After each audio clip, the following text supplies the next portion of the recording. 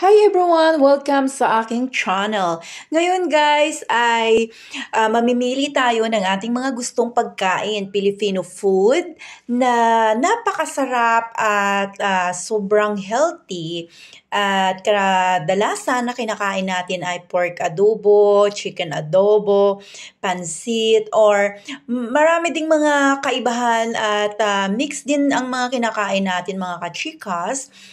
Mix ng Chinese style or American, Spanish dish ang ating Filipino food. Ayan. So, pagpipilian natin at mag-comment lang tayo sa baba ng aking video kung ano nga ba ang nagustuhan yung pagkain. Ang Filipino food or ang Thai food. Ayan. So, tayo ay mahilig din tayo sa mga ensalada at sa mga spring rolls at saka noodles. Ayan.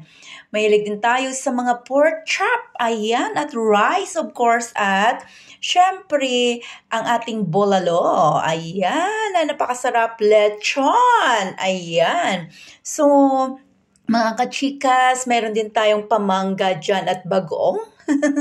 Na napakasarap na na-miss ko na ang sisig at ang curry rice na yan. Ayan, may lechon din na na-slice na mga kachikas. Lechon Cebu. Ayan. At may pa-dessert pa tayo. Ayan naman mga kachikas, ang ating Thai food na papaya salad. At ang kanilang sunny side of egg at saka chicken.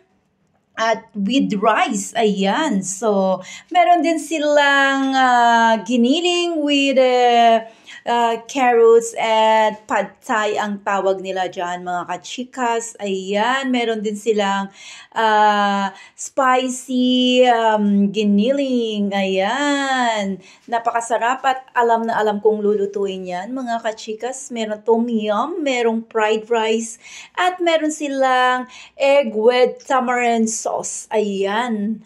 Ayan ang ating fried rice with pineapple na Thai food. Ayan. Ayan, favorite ko rin yan mga kachikas. Curry chicken. Ayan. At meron din silang pa spinach na sauteed lang yan.